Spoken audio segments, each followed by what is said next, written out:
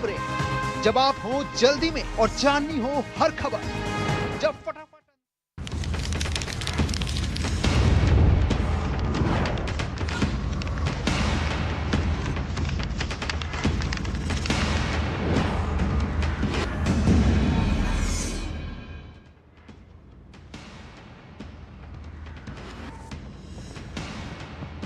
नमस्कार, मैं हूं प्रखर श्रीवास्तव। हमारे खास कार्यक्रम पूरा सच में आपका स्वागत है। और खबरों की दुनिया में पूरा सच बहुत जरूरी होता है, क्योंकि झूठ से भी खतरनाक होता है अधूरा सच, और इसी तरह खतरनाक होती है अधूरी खबर। इसलिए हर खबर का पूरा सच हम आपको बताएंगे, वो भी तथ्यों, तर्कों और सबूतों के साथ। तो आइए बिना देर किए देखते हैं पूरा सच।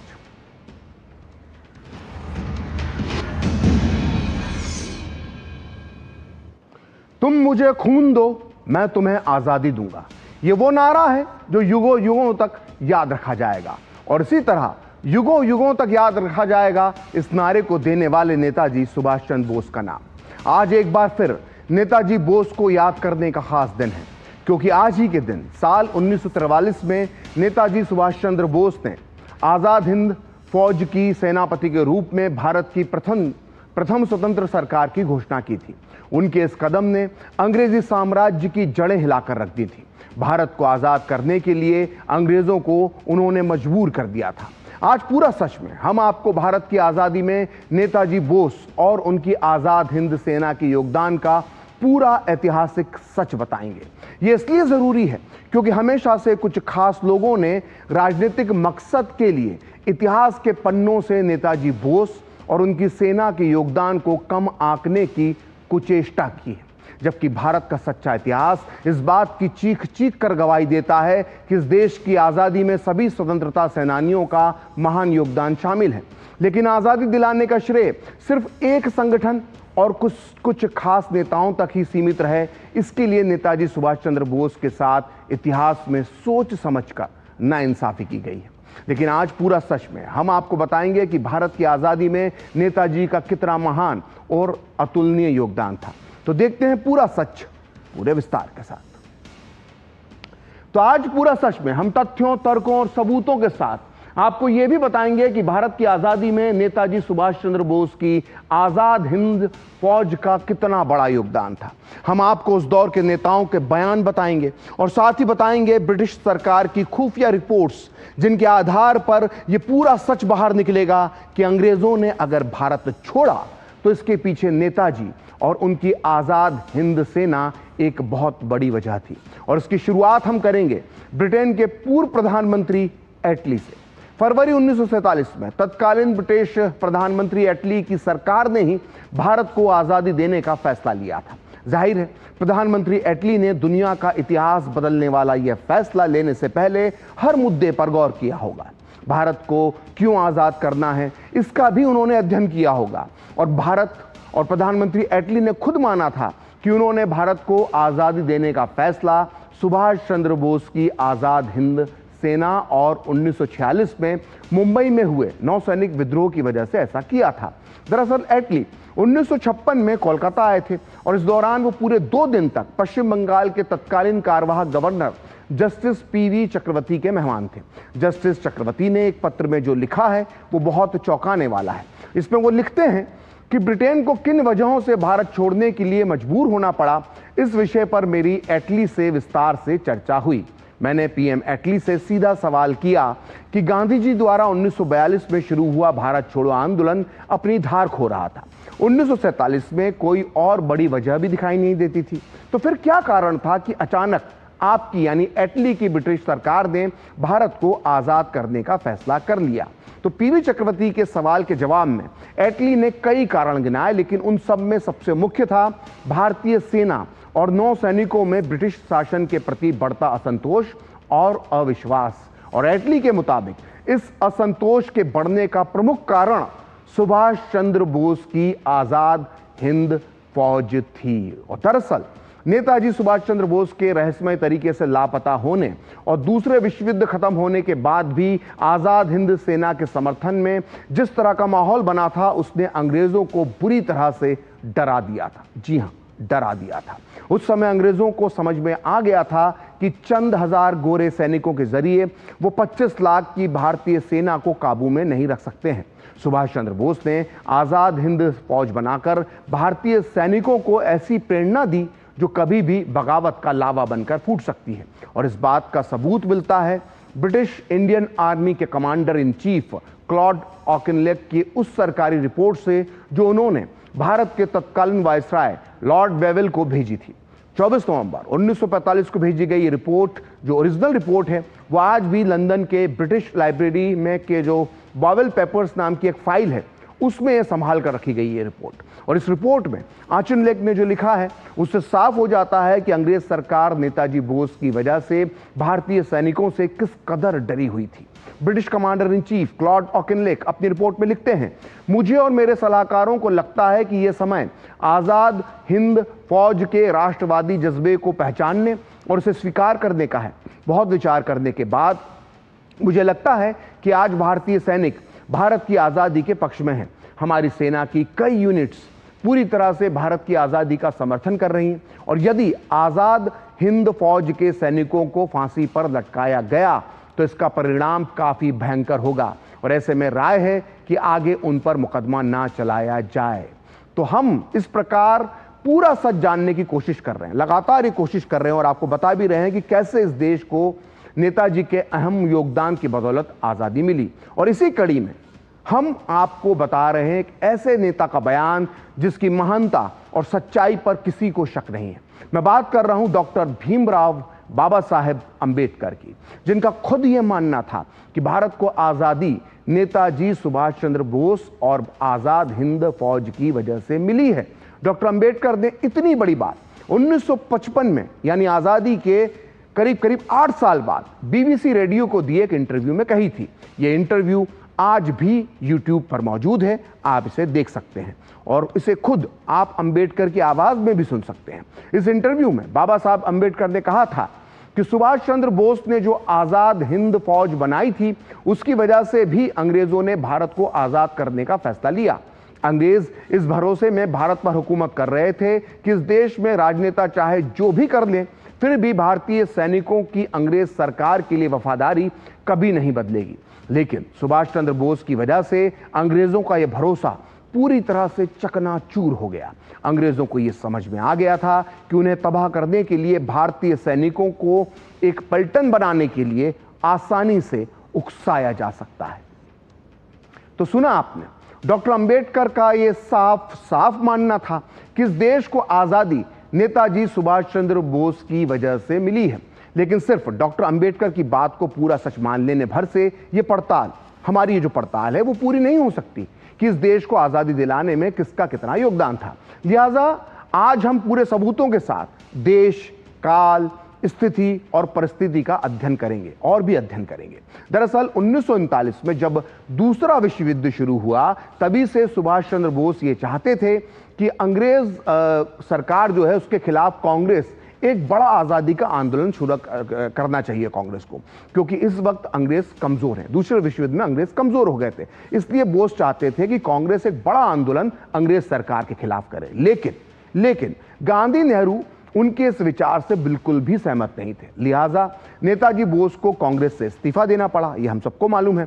और इसके बाद जब नेताजी जर्मनी पहुंच गए अंग्रेजों की आंख में धूल झोंक कर, और जर्मनी के बाद वो जापान की मदद से वो भारत की आज़ादी के लिए काम करने लगे, तो कांग्रेस के अंदर खलबली मच गई। जी हां, कांग्रेस के अंदर खलबली मच गई।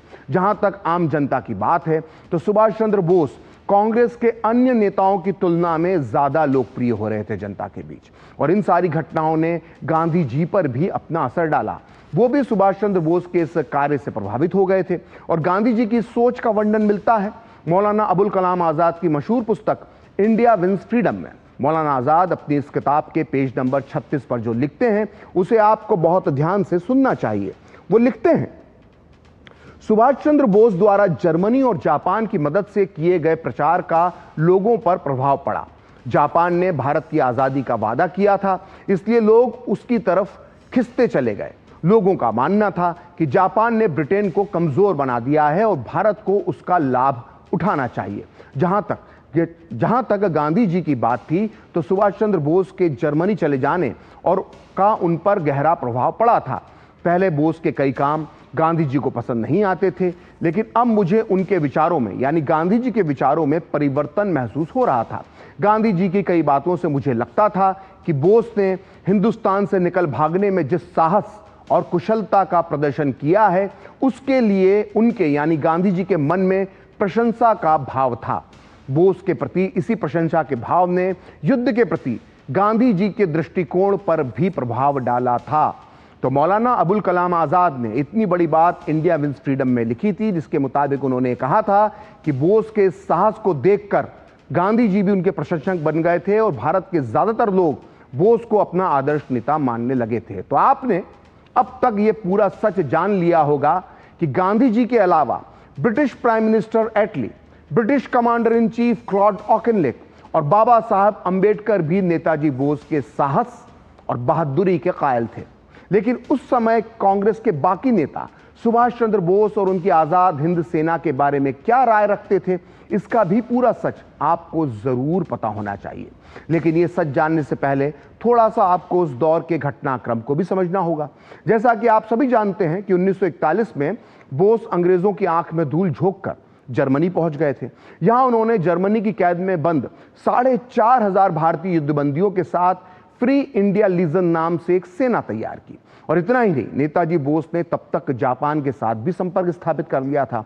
उधर 1942 के आते आते जापान ने भारत के पड़ोसी देश बर्मा पर, जिसे आज हम म्यांमार के नाम से जानते हैं, उस बर्मा पर कब्जा कर लिया था। और ऐसा माना जा रहा था कि जल्द ही जापान की सेना धड़धड़ाती हुई भारत में ब्रिटिश सेना पर हमला कर सकती है और इस हमले में सुभाष चंद्र बोस जापान का साथ दे सकते हैं। तो पूरा देश, उस वक्त पूरा देश सुभाष चंद्र बोस और जापान की सेना की तरफ टकटकी लगाकर देख रहा था। लेकिन उस समय कांग्रेस के बड़े नेताओं में से एक जवाहरलाल नेहरू नेताजी सुभाष चंद्र बोस की नीतियों से सहमत नहीं थे। अप्रैल 1942 में नेहरू ने बर्मा की सीमा के पास असम राज्य का दौरा किया। 24 अप्रैल 1942 को नेहरू ने गुवाहाटी में एक प्रेस कॉन्फ्रेंस की। इसमें उन्होंने सुभाष चंद्र बोस के लिए क्या कहा था, यह प्रकाशित हुआ है selected works of Jawaharlal Nehru के वॉल्यूम 12 के पेज नंबर 262 पर। नेहरू ने गुवाहाटी में बोस के लिए जो कहा था वो आप ध्यान से सुनिए। नेहरू ने कहा था कि हिटलर और जापान को नर्क में चले जाना चाहिए। मेरी यही नीति है कि मैं आखिरी समय तक उनसे लड़ूंगा। यदि सुभाष चंद्र बोस और उनकी फौज भी जापान के साथ भारत आती है तो मैं उनसे भी लड़ूंगा। नेहरू ने आगे कहा कि मिस्टर बोस ने नेकी में ही सही लेकिन बहुत गलत काम किया है। कोई भी सेना यानी बोस की सेना जो बाहर से भारत आएगी वो एक तरह से जापान की कठपुतली सेना होगी।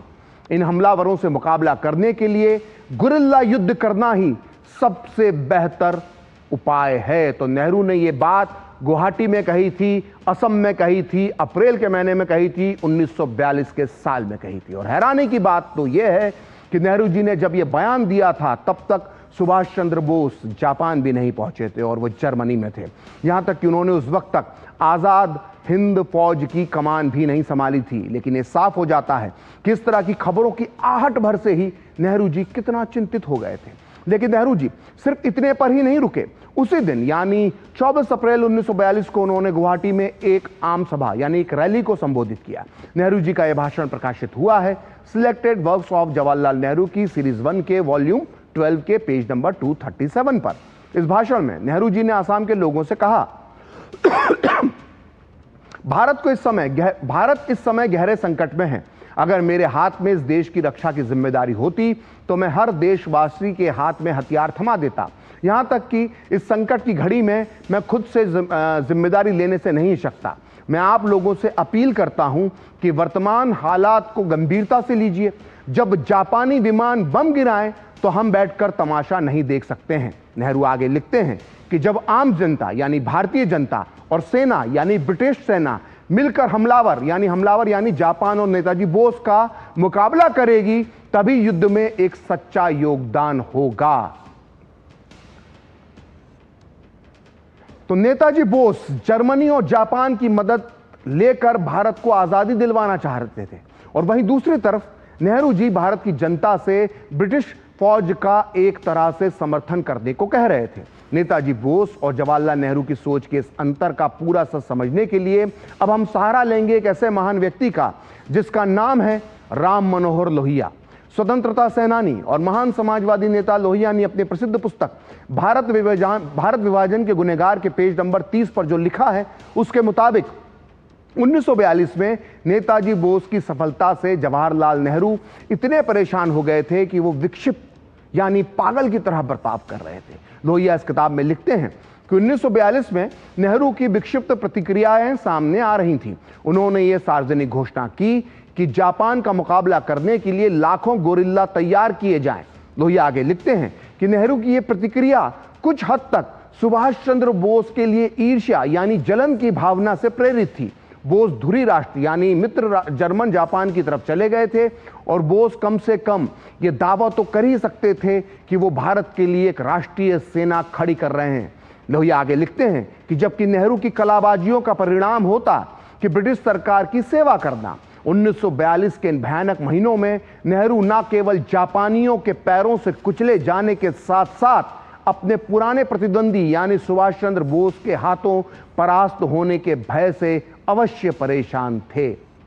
तो सोचिए लोहिया ने कितनी बड़ी बात कही है। उन्होंने कहा है कि नेहरू विक्षिप्त की तरह व्यवहार कर रहे थे और नेहरू जलनवश ईर्ष्यावश जो है सुभाष चंद्र बोस से उस वक्त घबराए हुए थे। और जहां तक एक तरफ नेहरू जापान के खिलाफ भारतीयों को अंग्रेजों का साथ देने का बोल रहे थे, वहीं दूसरी तरफ जापान में सुभाष चंद्र बोस ने आजाद हिंद फौज की कमान संभालकर भारत की तरफ कूच कर दिया था। 4 जुलाई 1943 को नेताजी ने जापान में जो कहा था उसका पूरा सच आपको पता होना चाहिए। आइए सुनते हैं नेताजी बोस का ऐतिहासिक भाषण खुद उनकी ही आवाज में। इस आरजी हुकूमत का मकसद क्या होगा? सिर्फ लड़ना और हिंदुस्तान को आजाद करना। हमारे सामने एक ही प्रोग्राम रहेगा, फाइटिंग प्रोग्राम। लड़ाई का इंतजाम करना, लड़ाई शुरू कर देना और कामयाब करना लड़ाई। जब हम फिर लाल किले दिल्ली में जाकर वह हमारे विक्ट्री परेड करेंगे,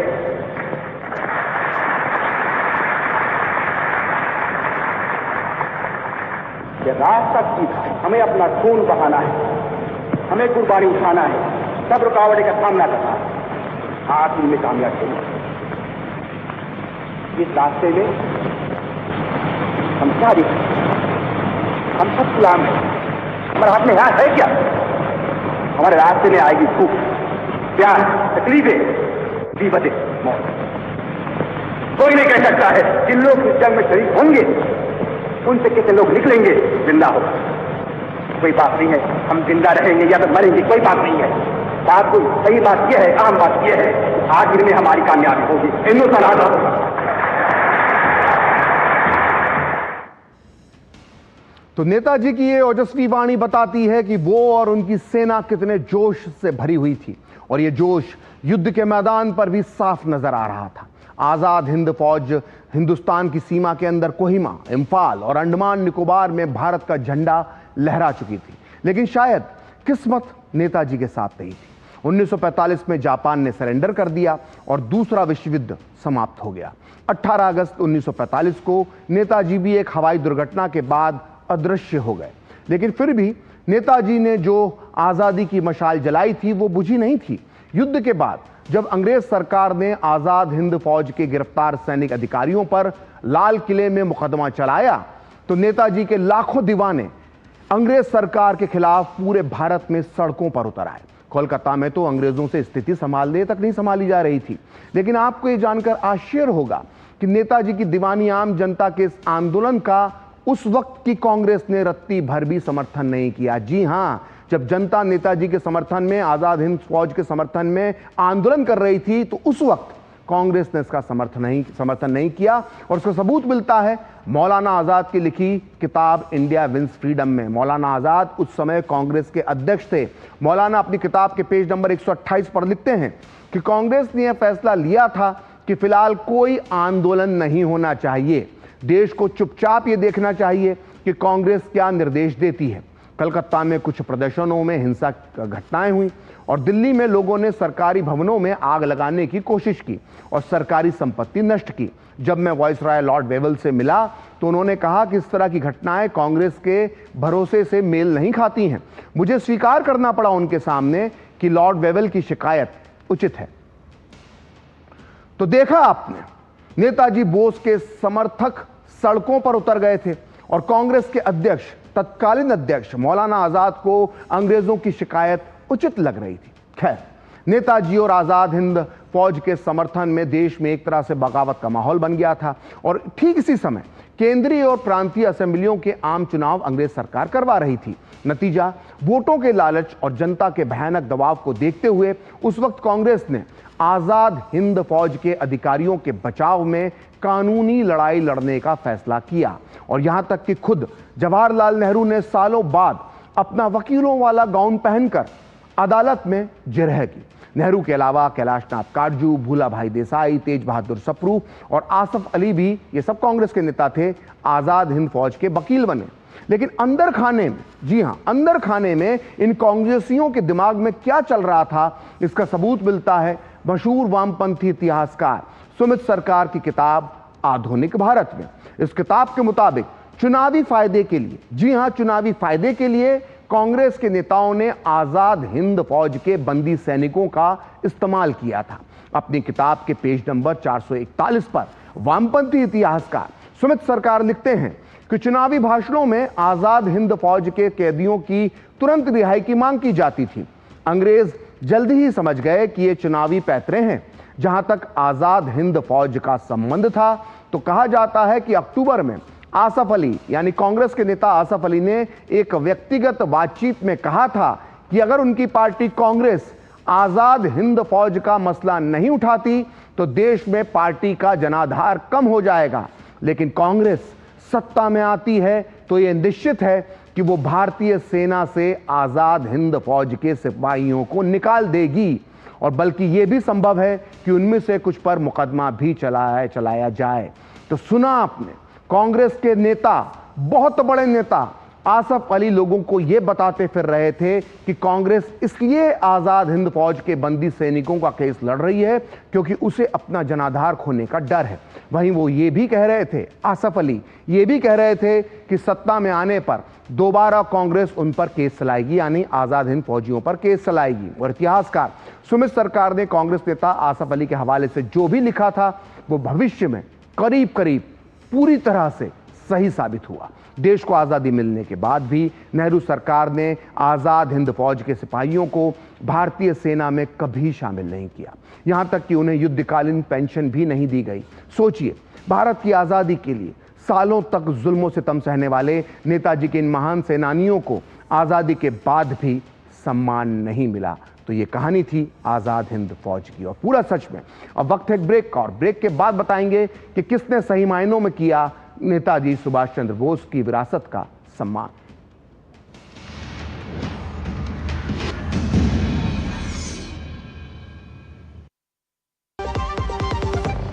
कभी नाच गाना और बेहतरीन खाना, कभी सास बहू की नोक-झोंक में स्वाद का मुस्कुराना, कभी रिश्तों में मुस्कुराहट और स्वाद भरना। असली मसालों का उपहार MDH बनाए खास हर त्योहार, क्योंकि हर रिश्ता है स्वाद से जुड़ा। आइए मनाए खुशियों की दीपावली MDH मसालों वाली। जब धरती चीर कर निकलता है लोहे का पत्थर और मिलता है मोंगिया के जोश से, फिर तपता है, पिघलता है और बनता है फौलाद। अब होता है सरिया सारी खूबियों के साथ। मोंगिया स्टील, मजबूत देश का मजबूत सरिया। इच्छाओं की कोई उम्र नहीं होती, आज हो या कल आंखों में हरदम चमकती। कल भी रहे आज के ठाट, ना हो टेंशन रिटायरमेंट के बाद। हाँ, करनी है तैयारी NPS जरूरी है। छोले बने तो गोल्डी छोले मसाले, जहाँ जाए रिश्ते बनाए। गोल्डी लाए हैं फ्रेश लॉक टेक्नोलॉजी, जो रखे मसालों को हर समय फ्रेश।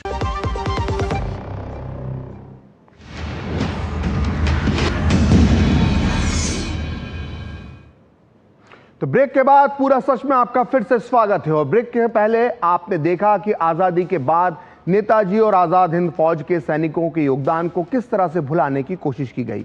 लेकिन 2014 में मोदी सरकार बनने के बाद नेताजी सुभाष चंद्र बोस की अनमोल विरासत को संरक्षित करने के लिए कई बड़े कदम उठाए गए।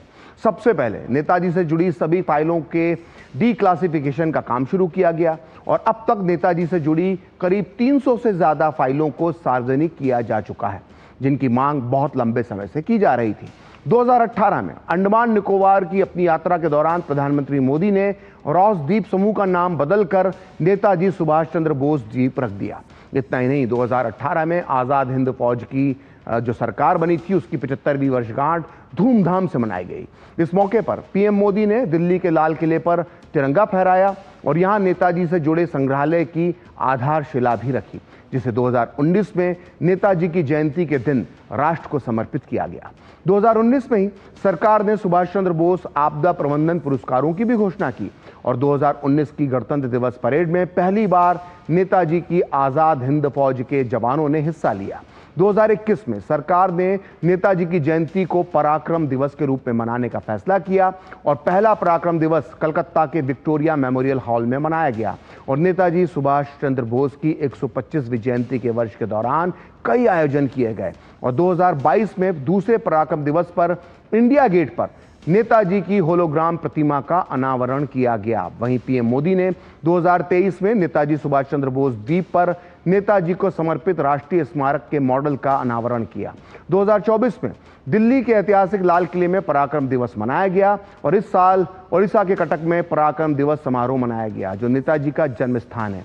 तो ये सब नेताजी की विरासत के प्रति मोदी सरकार की भावना का प्रतीक है। और अब बात आजाद हिंद फौज के उस गीत की जिसे गुनगुनाकर संगठन के सेनानी जोश और उत्साह से भर उठते थे। तो आप भी सुनिए ये गीत।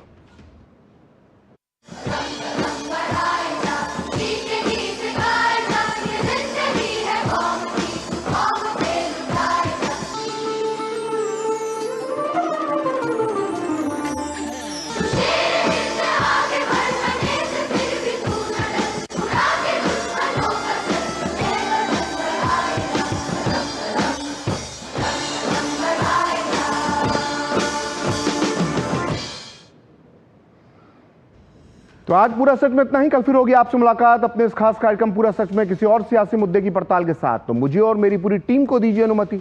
नमस्कार।